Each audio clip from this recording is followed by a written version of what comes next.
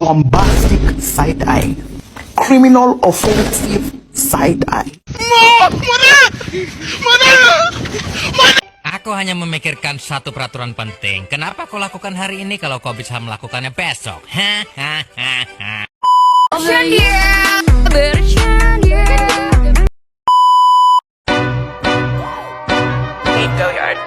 I got so much motherfucking design on right now. Break it down, bring it back, make it clap. I got 3 old thoughts, new. Halo semuanya, kembali lagi di video YouTube aku. Kali ini aku akan membahas tentang prosa fiksi, apresiasi prosa fiksi, tahapan apresiasi prosa fiksi, serta analisis cerpen menggunakan esai Sutarji yang berjudul Penyakit Cerpen Indonesia. Kalau kalian penasaran, jangan lupa nonton sampai habis ya. Yang pertama ada prosa. Dalam buku Kamus Istilah Sastra yang ditulis oleh Sujiman, dijelaskan bahwa prosa adalah cerita rekaan dan kisah yang mempunyai tokoh dan alur yang dihasilkan dari imajinasi. Prosa terbagi menjadi dua, yaitu prosa fiksi dan prosa non-fiksi. Tapi di pembahasan kali ini kita hanya akan berfokus pada prosa fiksi. Prosa fiksi ialah prosa yang berupa cerita rekaan atau hayalan pengarangnya. Isi cerita tidak sepenuhnya berdasarkan pada fakta. Prosa fiksi dapat berbentuk cerpen, novel, dan dongeng. Berikut adalah perbedaan cerpen dan novel. Yang pertama, pada cerpen tokoh lebih sedikit, sedangkan pada novel tokoh cenderung lebih banyak. Yang kedua, cerpen memiliki alur yang singkat, padat, dan jelas, sedangkan novel memiliki alur kompleks, panjang, dan rumit. Yang ketiga, pada cerpen temanya lebih sederhana dan mudah ditebak, dan pada novel temanya lebih kompleks dan sulit untuk ditebak.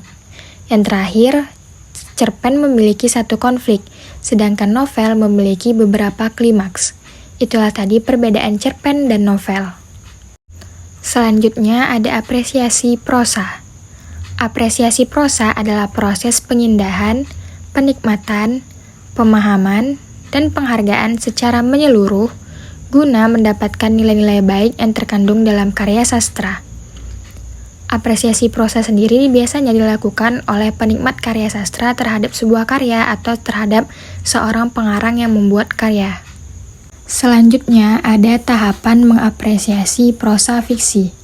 Yang pertama ada penikmatan. Penikmatan dapat dilakukan dengan cara membaca karya. Yang kedua ada penghargaan. Penghargaan dapat dilakukan dengan melihat nilai atau manfaat dari suatu karya. Dan yang ketiga ada pemahaman. Pemahaman dapat dilakukan dengan menganalisis unsur intrinsik dan ekstrinsik pada karya tersebut. Yang keempat ada penghayatan. Penghayatan dapat dilakukan dengan membuat tafsiran makna terhadap analisis yang telah dilakukan sebelumnya. Dan yang terakhir adalah penerapan. Penerapan dapat dilakukan dengan melahirkan ide baru dan mengamalkan hal-hal yang didapat dari mengapresiasi karya tersebut.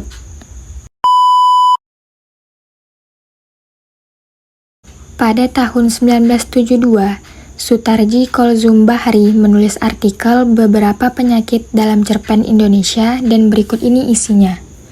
Yang pertama ada abstraksi. Cerpen yang baik mengkonkretkan yang abstrak, ide, filsafat, sistem moral adalah hal abstrak yang harus dikonkretkan, dihidupkan dengan peristiwa, momen, dan karakter. Yang kedua, kecenderungan ingin merangkum terlalu banyak ide, hal, peristiwa dalam sebuah cerpen. Yang ketiga, kurangnya disiplin menulis, yaitu kurang memperhitungkan dengan cermat cara penyampaian atau style. Dan yang keempat adalah kurangnya keterampilan dalam menggunakan bahasa Indonesia. Suara alarm berdering begitu nyaring mengusik tidur nyenyak seorang Nathan. Dia enggan membuka mata, namun akhirnya terpaksa ia buka. Oh Tuhan! Nathan kaget melihat jam, ternyata sekarang sudah pukul 7 pagi. Nathan langsung bergegas mandi dan tanpa sarapan ia berangkat ke kantor. Sesampainya Nathan di kantor, Nathan telat mengikuti pertemuan pagi ini karena telah dimajukan lebih awal dari biasanya. Dengan alasan Bapak Direktur ada keperluan di luar kota. Permisi Pak, saya boleh masuk? Tanya Nathan izin kepada Bapak Direktur yang memimpin pertemuan. Silahkan masuk, tapi maaf proyekmu digantikan oleh Saudara Arkan. Tapi kenapa Pak? Saya kan hanya telat 15 menit. Maaf Saudara Nathan, ini bukan masalah lama atau tidaknya Anda terlambat. Namun ini tentang konsistensi Anda dalam bekerja. Jelas Bapak Direktur dengan tegas. Langsung seketika Nathan hanya bisa terdiam dengan wajah pucatnya. Setelah pertemuan itu selesai, Nathan berjalan gontai pergi menuju meja kerja miliknya. Ada apa Nat? Kok telat? Memang salah saya semalam begadang nonton bola, sampai melupakan proyek penting yang sangat menguntungkan bagi saya. Oh alah, harusnya kamu harus lebih mengurangi hobimu, sambung Mary sedikit memberi nasihat. Berikut ini hasil analisis cerpen yang saya dapatkan. Yang pertama, cerpen ini memiliki amanat, yaitu untuk tidak mengesampingkan hal-hal penting dalam hidup kita. Kita harus bisa memilah mana hal yang penting kita lakukan dengan yang tidak begitu penting. Seperti halnya Nathan yang mengesampingkan pekerjaannya demi hobinya. Padahal jika dipikir dia bisa menonton bola nanti dan mengutamakan proyeknya karena proyek ini tentunya sangat menguntungkan bagi karirnya. Yang kedua, ada beberapa kata yang memakai kata tidak baku, yaitu pada kata kok telat. Seharusnya kata telat bisa diganti dengan kata terlambat.